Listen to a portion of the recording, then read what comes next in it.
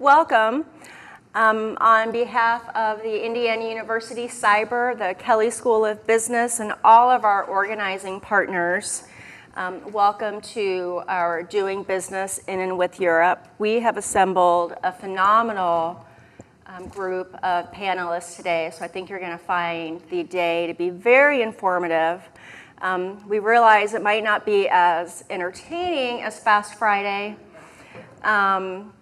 but obviously doing business in Europe is really important because it does relate a lot to some of the food and wine that some of us like, so you got to look on the positive side. That's probably how we should have built this event to compete with Fast Friday. But without further ado, I'm going to turn it over to our first set of panelists, Bill Adams and Andrea Richter.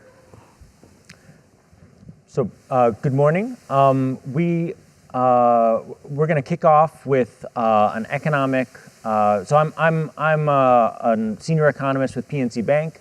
I produce our forecasts of economic activity, interest rates, exchange rates, and monetary policy for Europe, for the UK, and for the Euro area. And I'm going to talk you through where we see the European economy going over the next 12 months. And then I'll hand it over to Andrea to cover the difficult stuff. So the Euro area economic outlook, the Euro area had a really strong year of economic growth in 2017. Real GDP up about 2.75%, faster than the U.S. economy expanded last year. And that's particularly noteworthy because Europe is an advanced economy. It has slow-growing labor markets. It's an older workforce, and so potential growth in Europe is slower than it is here in the United States. Economic growth globally, actually, we're in an unusual period, or something that's been unusual for the last 5 years, really, where growth has been surprising on the upside in Europe, in the United States, and globally. And this is fueled by the recovery of industrial production around the world, a synchronized pickup in global manufacturing momentum, as well as very aggressive fiscal stimulus out of the U.S. government that's affecting our growth outlook for 2018 and thank you, and 2019. Looking at so in the United States, we have real GDP growth of almost 3% this year and next year, above our trend of about 2 to 2.25%. In terms of where the U.S. dollar is versus most foreign exchange rates, despite a really strong growth outlook for notwithstanding this really strong growth outlook for the United States, we actually think that a lot of the big fluctuations in exchange rates that have made life really complicated for U.S. exporters and also importers in the last 12 months have probably played out. The Fed is already pretty well along in the course of normalizing U.S. monetary policy. They're withdrawing quantitative easing, and foreign central banks have caught up with our central bank in withdrawing the monetary stimulus that saved the global economy from the Great Recession. Okay, so in the Euro area, the recovery from the Great Recession is more or less complete on the labor market side. The unemployment rate is back down to where it was prior to the Great Recession, as well as prior to the European sovereign debt crisis. But inflation in the Euro area is still well below the European Central Bank's target of below but close to 2%. And with inflation still very, very weak in Europe, they are keeping interest rates negative on the short-term interest rates are still negative, and they continue to have a pretty aggressive quantitative easing program. Although they're withdrawing it today, they're still buying 60 billion euros per month in government bonds, corporate bonds, and other financial assets to support financial conditions and economic growth. I would expect that over the next 6 to 12 months, they're going to announce the beginning of a taper of quantitative easing, probably beginning in October of this year. They will reduce purchases from the current rate down to about 10 to 15 billion per month from October to March of next year, and they will signal that they're likely to raise short-term interest rates in the second half of 2019, but still very, very low interest rates, very accommodative monetary policy.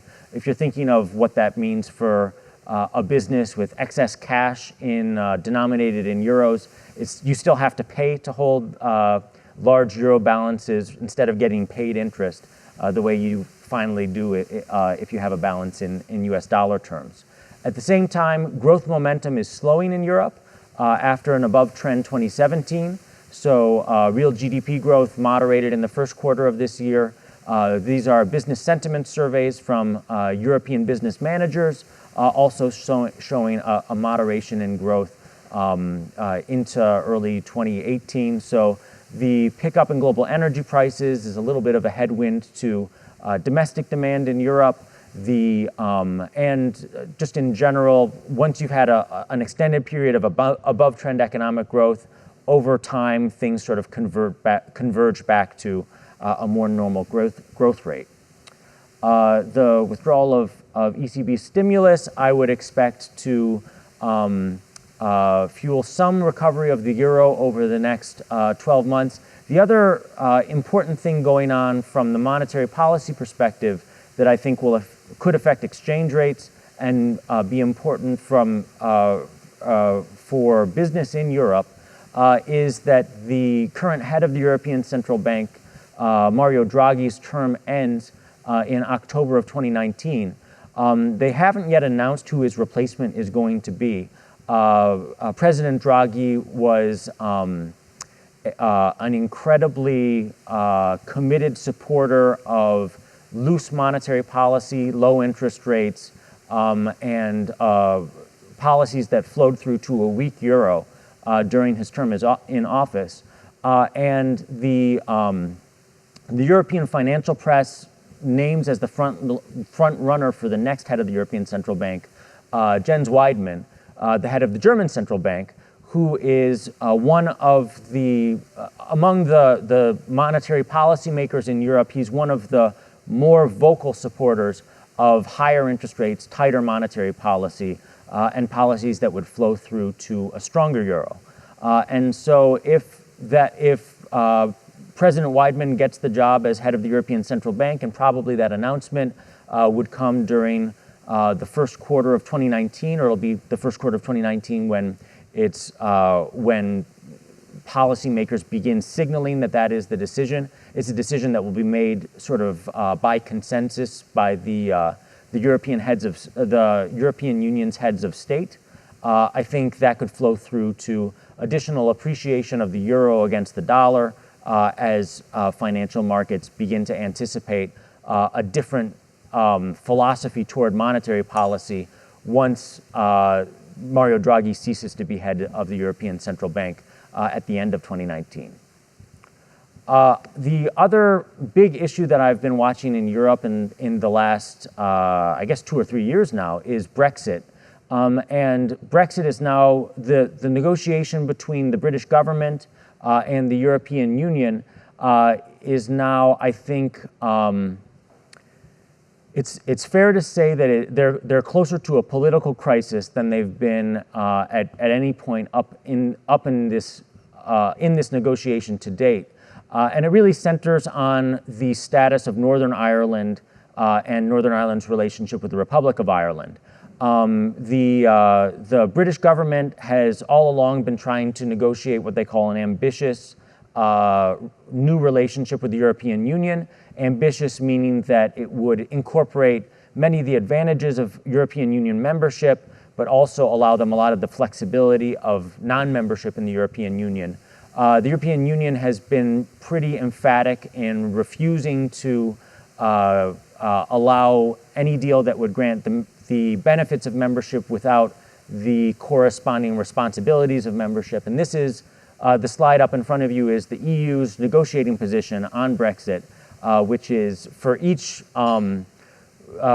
level of integration that the UK wants to maintain with the European Union, there is a corresponding level of commitment to European institutions, acceptance of the jurisdiction of the European Court of Justice, acceptance of the European Union's ability to negotiate external trade deals on behalf of the UK, for example.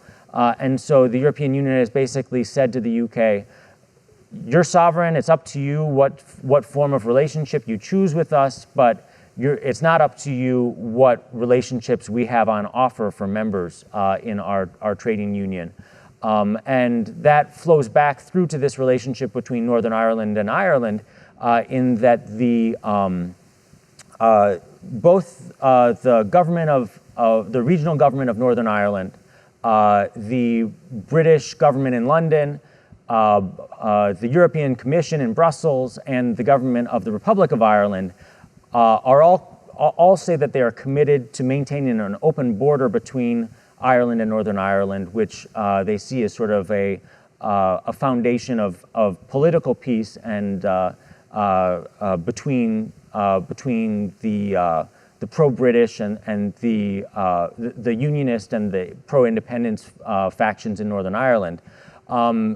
I think a way to summarize this is that a lot of the political conflict in Ireland over the last couple of hundred years was able to be papered over by the UK and Ireland's membership in the European Union. And now that the UK is thinking of leaving, a lot of these old fights are getting dusted off again and becoming politically contentious again. It really matters to the coherence of the British government in that the government's majority in Parliament depends on votes from a conservative party from Northern Ireland. That party has said that it would be unacceptable to change Northern Ireland's status in a way that would make Northern Ireland closer to the Republic of Ireland and further from the UK. At the same time, the European Union has said that it would be unacceptable to have any changes in trade rules that would make Northern Ireland further from Ireland and closer to the UK. So it's a very difficult political issue.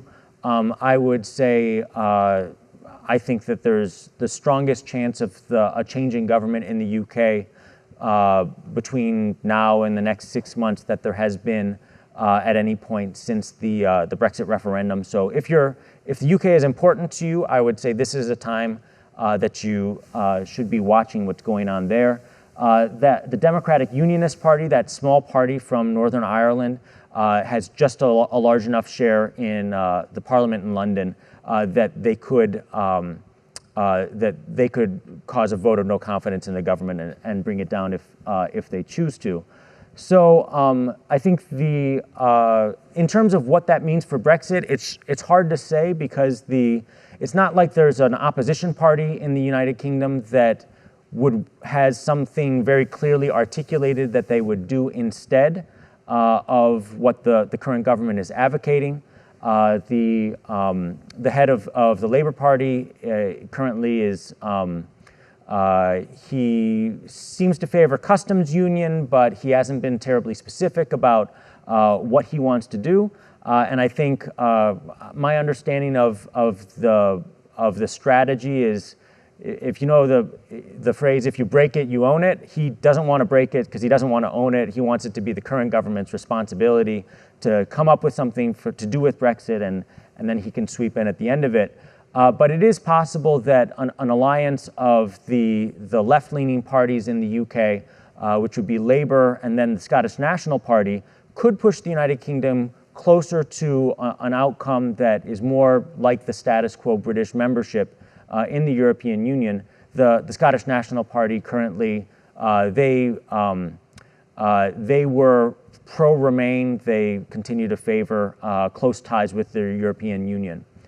Long story short, I think if Brexit matters to a business that you're following, I still think that it's more likely that at the end of this process, and the current end date for Brexit is not until June 2020, until December 2020. That's they've extended the effective date of European Union membership from March of 2019 to at least December 2020. I think by the time they get to the end of that process, there's a decent chance that they choose to something similar to status quo European Union membership rather than the tangible costs of Brexit, which they are now facing in the British government.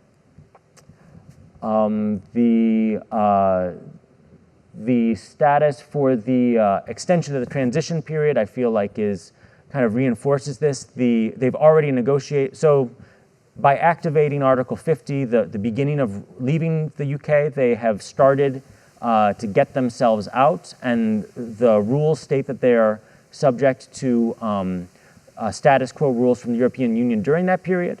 But the British government has chosen to negotiate to extend the European Union rules for like another 18 months beyond that, which was totally at their discretion. I think another sign that there are a lot of forces in the UK that prefer European Union membership. For headline economic growth, I think in the euro area, we expect real GDP growth of a little bit over 2% this year. In the UK, I think real GDP growth is probably going to be around 1.5% in 2018, maybe a little better than that in 2019. Economic growth is being restrained by the slow growth of the labor market. A lot of the growth that the UK saw between the global financial crisis and 2016 was because they had the most open labor market in the European Union. A lot of young people who couldn't find jobs in their home countries in the EU moved to the UK and contributed to a growing economy there. That inflow of labor to the UK has slowed dramatically since the Brexit referendum, and that's both tightening the labor market domestically, but also slowing headline growth. I think the inflationary pressures and constraints, bottlenecks on growth are such that probably the Bank of England will raise interest rates about 0.25 percentage point in the second half of this year, but be on a very gradual rate hike path. I would expect the pound to probably appreciate against the US dollar if my expectations for what's going on the political side end up sort of coming through, that Britain chooses something closer to status quo with the European Union. So with that, Andrea, I'll turn it over to you to talk about the rest of Europe. Great. Okay. Well, thank you, Bill. And how when we were planning the panel, what I wanted to do was try to complement some of the economic growth and trends with the political lens. So what are the trends that are shaping the forecast that we see here? What does that mean at kind of the broad brush level? And then also look at it from my background in government, look at it from the policymaker perspective of what are we looking for? How do we think this is going to affect foreign policy, how is it going to affect the American economy, and what are those things we're looking for? And then finally, from both the federal and state perspective, how are we responding to that? What actions are we needing to adjust, knowing the numbers and forecasts we have there? What are the opportunities for business there as well? I think it's not just response to factors that could be detrimental, but what opportunities do we see, and try to wrap that all up. So what I did was pick 4 different trends that I think are of the moment in Europe. Obviously there's a lot going on right now, but I think there's a few that are worth discussing. Talk a little bit about the process of how we look at those trends, what factors we're analyzing, and then I want to end it with, because we have a room of Hoosiers, or at least people from the area today, what that means on the Indiana level, and how we're engaging in doing business there.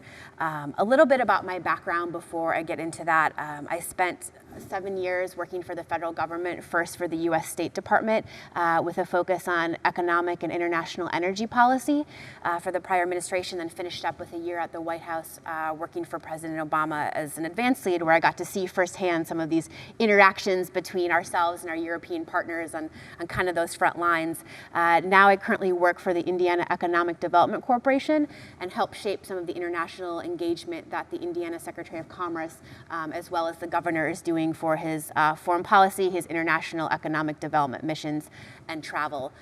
So that's where this perspective is coming from. I'm not speaking on behalf of any of those gentlemen or administrations that I mentioned today, but hopefully you can add a different lens. So getting into it. I thought it was worth just taking 1 minute. I know everyone here is very internationally focused, but a minute about how the overall transatlantic relationship is shaping the lens of what we're looking at politically happening in Europe today. Everyone knows the story of the European Union starting from coal and steel, from an economic alliance, building over the last 50, 60 years through economic coordination and through business ties, and finally the defense and security and other cooperation to have a more stable environment.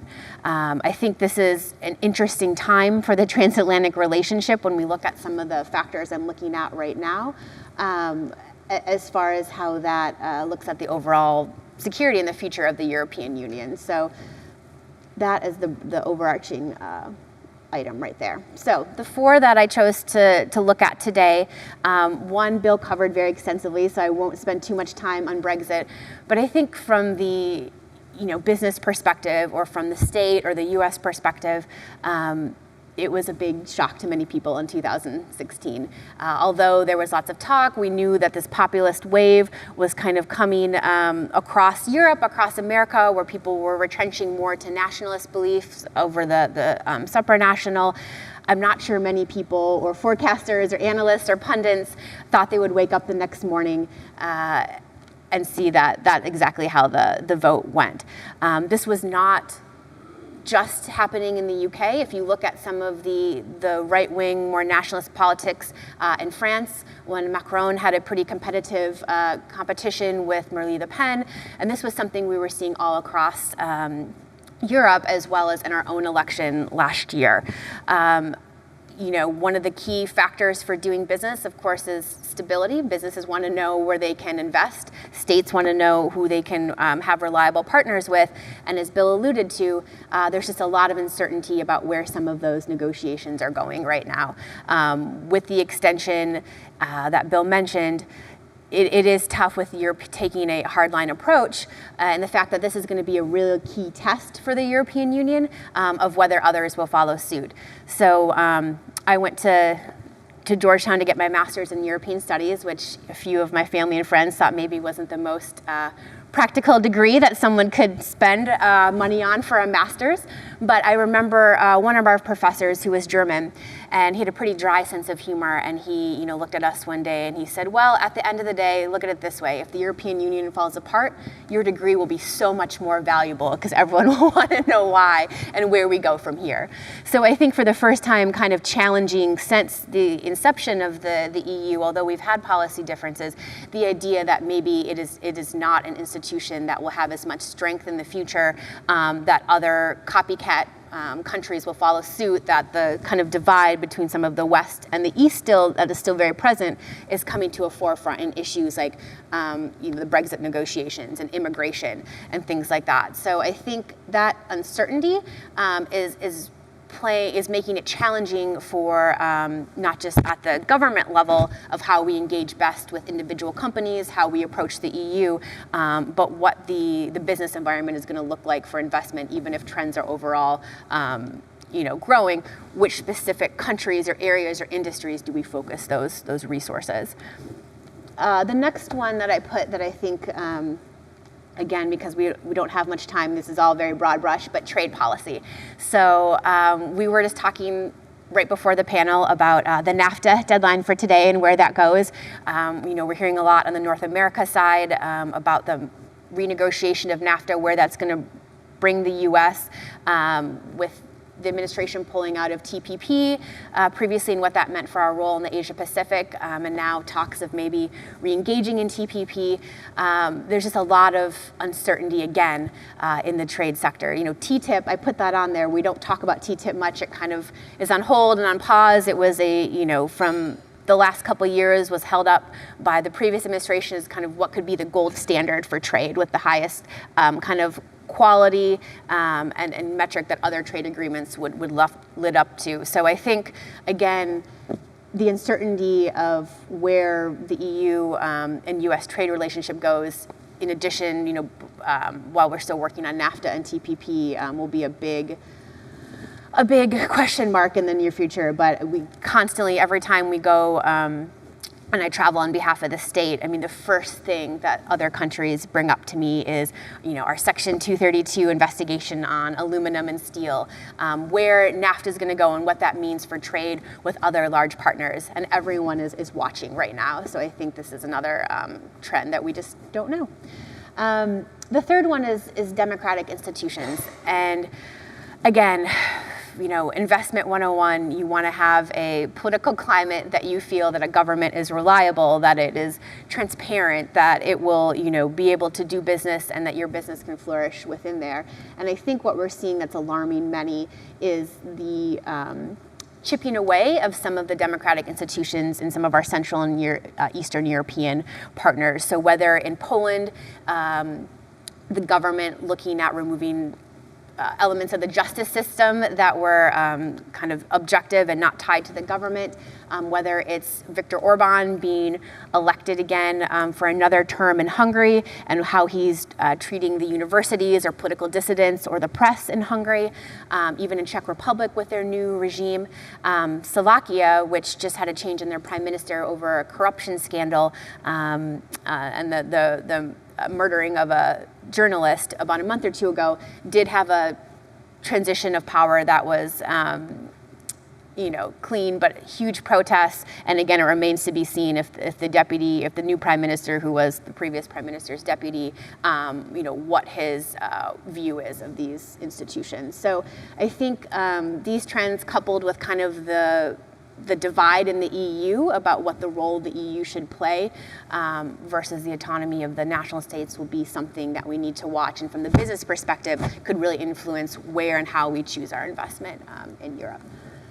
The final is the hot button foreign policy issues. So that can cover a whole host of things, but we're starting to see a bigger divide emerge, I think, on the foreign policy level between the EU and the US that we haven't seen for a while, although there's been disagreements going back to the Iraq War and things like that. The biggest were sanctions in the last few weeks. So I think this is be a really interesting case study that has economic and business applications. When I worked in the federal government, pulling together the sanctions regime, it only works to the level of enforcement of every person within that regime, and that obviously is hard to bring together the international community to have successful sanctions. And I think as the sanctions started under the JCPOA started to be removed, it opened up a new market in Iran that U.S. and European businesses were very interested in exploring. How our sanctions were set up, and with the U.S. Restrictions for some of the human rights sanctions versus some of the economic sanctions, gave a little bit of an advantage, I think, to some of the European businesses of getting a foot in the door to that. And I think there's a huge question right now and diverging opinion about what will happen if the EU decides to either follow suit with the US and not pursue the agreement, or continue to adhere to the agreement with Iran, and what that means for companies within each place. Some say that it's, no European country or company in their right mind would invest in Iran right now, and others say this is a huge opportunity to get a leg up over other businesses. So I think that will be another fascinating thing that we need to keep track of over the next few months. So those are the things that I think are really shaping the immediate future and growth prospects in Europe. I won't spend too much time on this because I want to leave some time, hopefully, for questions and see what everyone here in the room is interested in. But I divided it into kind of the federal perspective of how we track these trends, or at least my experience in the federal government there, and then from the state perspective. So when we're looking at what's happening, not just in Europe, but globally, what are some of these larger, either regional or macroeconomic trends that make a difference? One, to try to show the nexus of the political and economic, one area that I worked very closely on in Europe over the last few years was European energy security.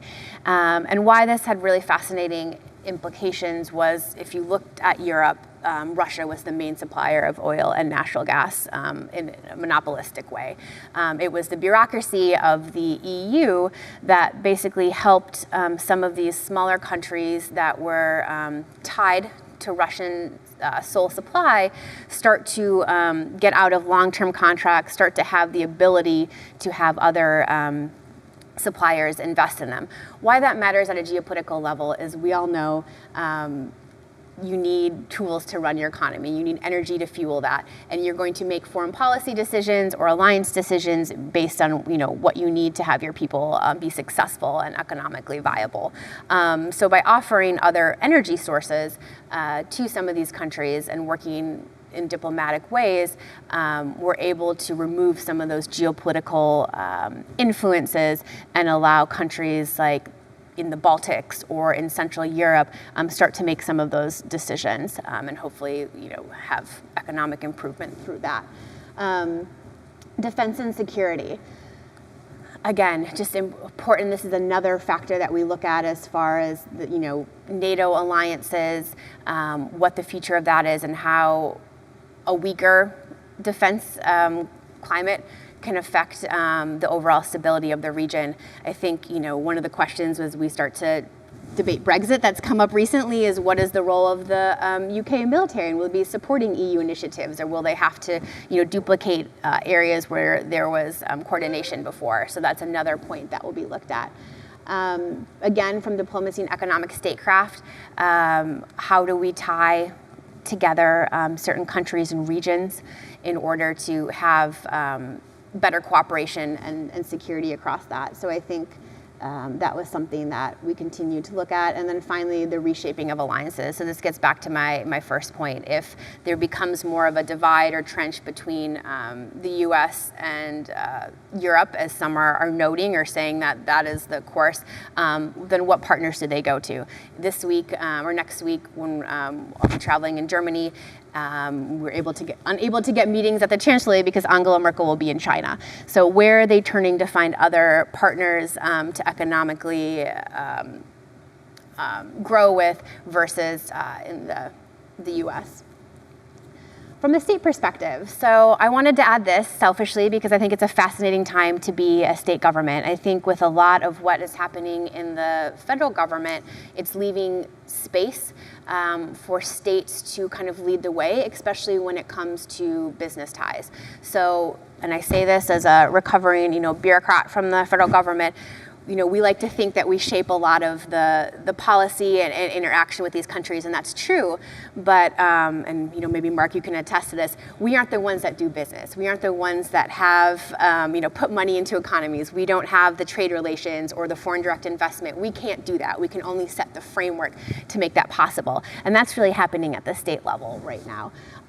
So, from that perspective, what ties do states have with some of these European countries that are going to be affected by these larger trends? I mean, every day I look at the news, I look at Brussels Playbook, I look at great analysis from people like Bill to say, where should we be spending our state resources, our time? Where should our leadership be going? Because where are we going to have, a target-rich environment for our businesses to invest in, and vice versa?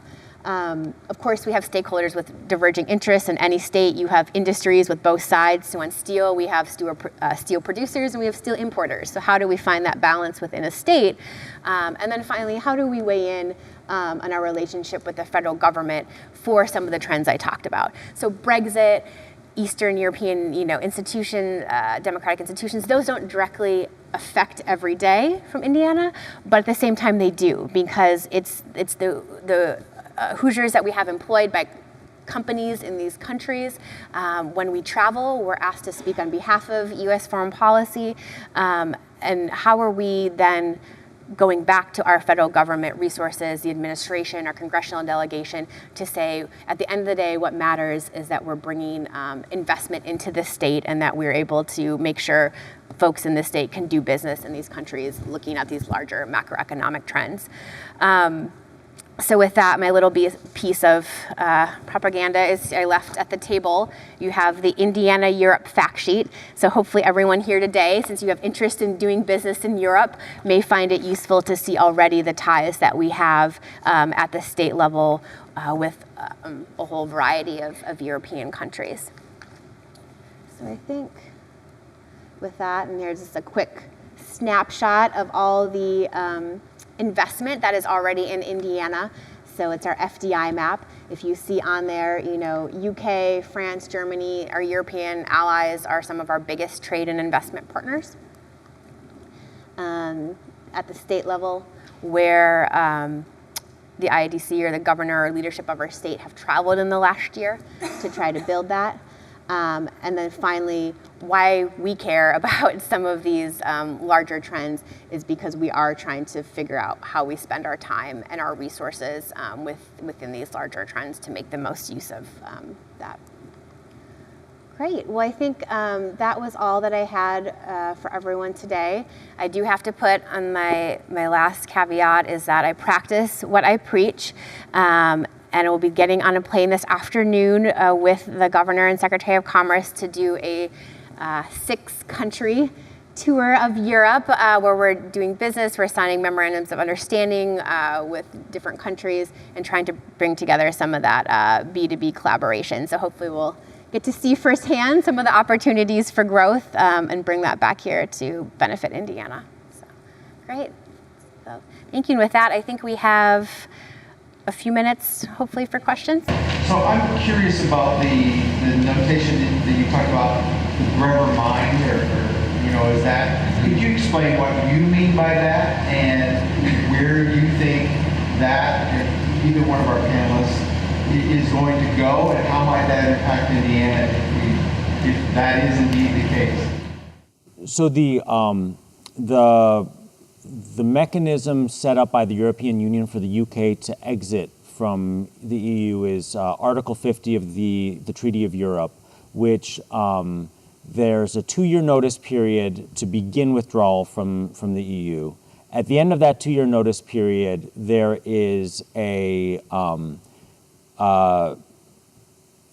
at the end of the 2-year notice period, if neither the UK nor the EU does anything specific, the UK would be out.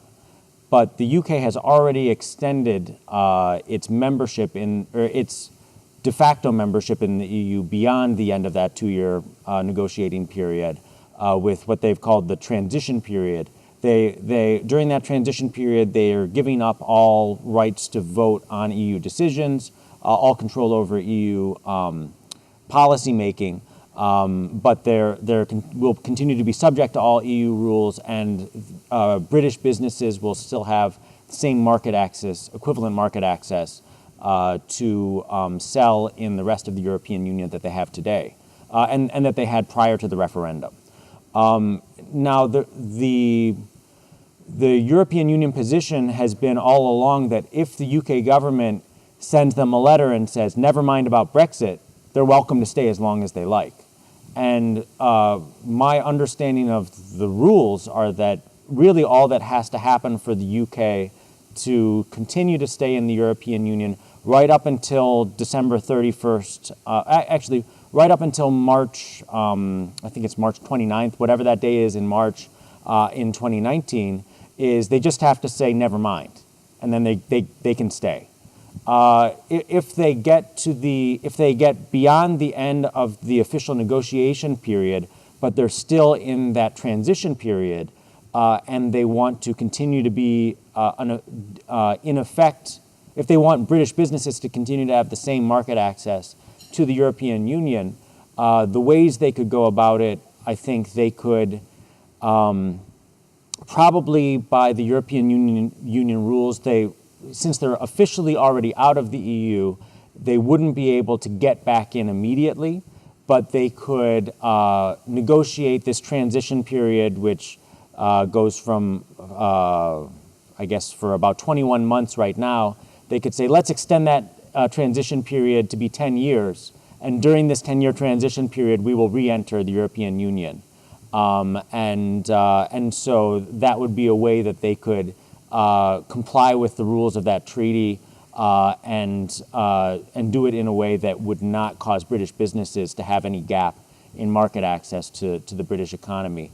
The sort of separate from the reason why I kind of think of that Brevermind policy choice as being more likely than you get reading the British press about what they're trying to do, because there aren't very many people in the UK who would say, oh yeah, we talk about doing Brexit now, but we're not actually going to do it. That's not a mainstream point of view in the UK today.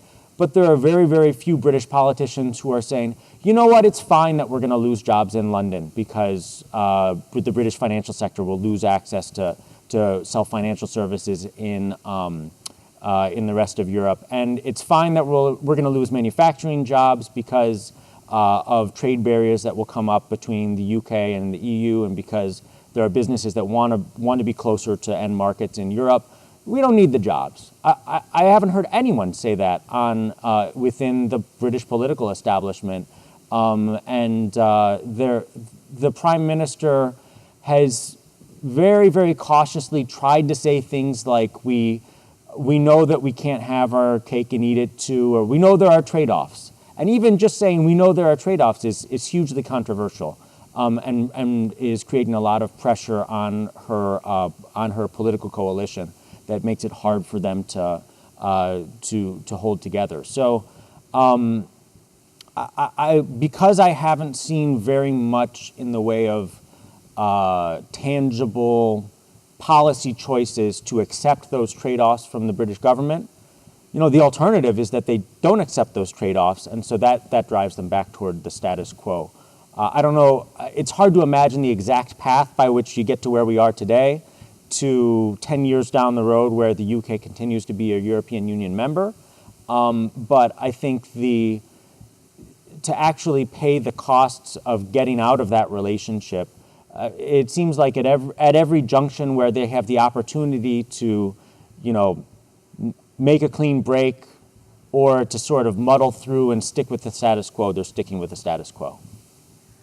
And I would just add, agree that there's not a lot of tangible policy steps being taken, but I think as far as kind of the plan B and the backup planning of what they do when December 2020 comes around, we're seeing a lot of engagement, not just in DC, but across the US to try to firm up some of the other support for instance, a US-British specific trade pact. So we had just in Indianapolis in the past year, a deputy foreign minister come to visit us. And you'd say, well, why would that be important? And kind of this, trauma offensive to go across the U.S. and not what we're seeing is not just trying to build support in D.C. for things like a, specific trade pact, but once they leave the EU, but building it across the whole U.S. to build support for it, to say, I think the slide that showed up how many UK companies are invested here. So this is going to have a big impact if we have to pull out, if our economy, suffers from this. So we need your support in doing this. And we're seeing that across kind of states in the US. So I think they're thinking about it and they're preparing for it. And we'll see what those alternatives come from the trade-offs. Thinking for what it means for the private sector for this whole Brexit uncertainty and when businesses actually have to make a decision about where they locate in Europe, or do they take operations that are currently in the United Kingdom and move those operations to elsewhere in the European Union. I've talked with P&C clients over the last 12 months about this issue, and what businesses they listen to my talk about, they haven't really made a decision, it still could go either way, and they kind of scratch their head and say, well, where does that leave me? And I think in the near term where that leaves businesses is there's no change in status quo rules in the UK's economic relationship with the European Union, at least through the end of 2020, and there's the option of extending it beyond 2020. And so for business planning purposes, think of how much lead time is necessary to have a plan B for market access to the rest of the European Union if it's possible that those rules could change on January 1st, 2021. And when you frame it that way, well, do you need 3 months of lead time, 6 months of lead time, or 12 months of lead time to make to change your business strategy? The people who I've talked to say, oh, well, we're probably 9 months would be enough. And so this is, I think it's still from the private sector's perspective, and when do you when do you say, okay, we need to relocate what we were doing in the UK toward to France or Germany or somewhere else in Europe now? Probably they're not at the point yet where they need to make those hard decisions today. Hey, so my question is about the charm offensive that you had mentioned, because at the Indy Chamber and regionally, we're starting to see where consulates and others are reaching out to try to get their message out further afield. And I was wondering if you could talk a little bit about, one, what you're seeing from where both of you sit, from outreach from various markets around the world, and then two, how we can work better as a system to better evaluate the opportunities that come in the door. Because I think in the past, it seems like maybe there weren't as many of those connections. So being able to really say, okay, this is a good opportunity for us versus this is part of a larger agenda that maybe we don't want to be a part of. How would you both recommend that we approach it together as a system? I think that's a great question, and obviously one that I'm very invested in, and working with people like you, Jen, as well for that. Like I said, we are in a different time where I think we're seeing more engagement at the state level on these issues. And you're right, there does need to be kind of a comprehensive evaluation of where we go and what our role is in this system. I mean, not to take it too much from Europe, but two of the other areas where this has come up is in the NAFTA negotiations, right? Canada and Mexico, we have representation here in Indianapolis and Chicago from those entities. We've seen, I think just in the last year, 4 or 5 Canadian officials come, even at the minister level, to come try to build support and say very specifically, we're not sure if some of these jobs can stay here in Indiana if this is the trend that goes and things like that. So it's a tough balance. And I think when I had the slide up talking about the diverging stakeholders, we have both sides of the equation for some of these industries. So how as a state or as a region do we say, where do we weigh in with the federal government? On which thing do we do? On what entities do we engage with the Department of Commerce to Secretary Ross and say, we urge you to consider this. The governor has traveled to DC multiple times to weigh in with cabinet secretaries at the higher levels about some of the economic implications that federal policy has on Indiana and the jobs that we have here, especially in the automotive sector and things like that. So I don't know if I have a great response of how we do that, but I think just the recognition that exists, and there needs to at least be a dialogue connecting our state and federal better, a dialogue between the businesses in our communities about what these macroeconomic trends actually mean for them, and an awareness. I think we still are kind of in that level where, I can put up a map with all those little flags across Indiana, and that surprises a lot of people. And when we say job growth, that doesn't always mean from within our state. We're a state of 6.6 million people. We can't just grow from within. We have to grow from outside our borders with people and with new investment. So I think just that recognition and events like this that start to tie all these layers together is a good step. And then hopefully, we can start to just have a better dialogue. My view is I think more is more. And I think if there are representatives of either of European governments or I hear a ton from Canada these days because they are very, very, very focused on what NAFTA renegotiation will mean for their relationship with, Canadian U.S. businesses. I think it's right now. This is an opportunity if your international trade and international business is important to the role we play in our communities. There's more attention on the issue, and this is an opportunity to get more information out to area businesses about how there are opportunities overseas and there are resources that make it easier to go global today that they might not have been on their radar 5 or 10 years ago. And maybe surprisingly, having more controversy about trade policy might also be bringing more resources to the table and making it easier to create those ties and to grow global business. Thank you for the wonderful presentation.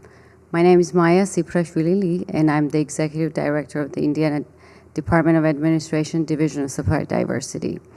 We certify minority and women businesses. I am also originally from the country of Georgia. Until 5 years ago, I lived and worked and obviously grew up there. So my interest is twofold of being here today. I also have two questions. One is global and one is local. Globally, I was interested to hear about the other alternative routes for energy and oil for European countries, obviously, as Russia's tool to blackmail them all the time. So, Andrea, do you know how successful they are, and how is Russia reacting to that? And are there any actual examples that actually took place? Locally, as an advocate for minority and women businesses or small businesses in general, how does IEDC select businesses to do business internationally, and how we as the state agency can also help advertise or promote such initiatives? Is there a business, specific business that they need to be doing? Is there anything economic impact? Or I'm just curious as to, as we try to develop, as we try to certify and then promote them and doing business locally, how can they expand internationally? Thank you. Great. No, thank you. Thank you for those questions. We'll try to be brief on the energy topic because I think I could talk for for hours at end. And you know, as I mentioned, I've been out of the federal service for about a year now, so can't speak to the most recent developments besides just what I've seen in newspapers and things like that. But I think one thing that stood out to me, and why we talk about why, you know, when we look at some of these trends of people either retrenching from the EU or from what the competencies of the EU should be in the energy sector, in my perspective, the bureaucracy and the coordination of the EU was a good thing for energy policy. It laid across a set of standards, you know, whether contractually or in really bureaucratic ways, that I think took Russia by surprise, that all of a sudden a 20-year sole source contract for national, you know, gas to Hungary, that was going to be in violation of those rules. And I think that opened up a small window to allow countries to you know, renegotiate or to have other suppliers to come in to actually be a competitive economy and not just keep paying, you know, above market rates for energy, or not even above market rates, but having the political influence. And I think the EU, again, for the behemoth that it is and all the different rules, has funds set up that invest in key infrastructure that allows some of this growth to happen. So the Project of Common Interest Fund was a $5 billion fund where countries across the EU could apply to have money for energy infrastructure. So whether that was a cross-border interconnector that for the first time, you know, you thought gas could only come from this one pipeline to here, but, you know, look what happened with Ukraine because there weren't multiple, you know, avenues to get there for diverting different resources. Whether it was a floating natural gas facility so that you could have LNG come from the U.S. or from, you know, new fields in Australia or Mozambique or North Africa.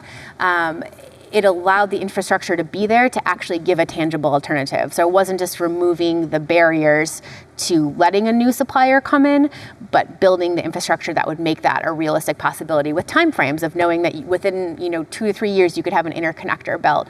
One of the huge success stories, because you asked for some tangible ideas, was the LNG facility in Klaipėda, Lithuania. It was the first time a non-Russian molecule of gas was able to enter there, right? So it freed up their ability to engage more fully, I think, in the economy of Europe without those tensions. So Nord Stream pipeline, again, not to go too far, but that's something that's still happening right now that's in the news, and whether that is just going to double down on increasing kind of Russian influence and supremacy in the European gas market, or whether alternatives to Nord Stream pipeline can still emerge and kind of not be at odds with some of these smaller projects that I'm talking about. So it's fascinating and definitely something that I think affects the whole geopolitical climate of Europe. for the local question, so I think, I mean, it's a great time for this, right? And part of what selfishly, IADC and the administration, why this matters to us is we're trying to take a more global approach, right? So one of the favorite phrases that we have is bringing Indiana to the world and the world to Indiana. But what that means is not just kind of an economic and industry diversity of what's going to support Hoosier business, but making sure that is an environment that's open to investment for small, large companies, for companies of different, nationalities, and that there's a kind of an even playing field because we do have, a great environment that's for business. So as far as resources, the IADC itself, we can only incentivize on certain things for foreign direct investment. So that's what kind of the mandate of our mission is. So whether it's based on number of jobs, if you're building a building, it's a good toolkit, but it's kind of for a very set number of things. I think we're trying to expand beyond that now. We have a small business center that is working to help small businesses expand in the state and globally. We work really closely with resources like Mark from the Department of Commerce. The World Trade Center for Indianapolis has just started in the last few months, and these are all going to be tools that help bring some of these smaller businesses into these global markets. And the same thing of who we're trying to attract here and have a more diverse presence here in Indiana, and being an environment that supports that. So I'm happy to give you my information later, and we can talk more in depth.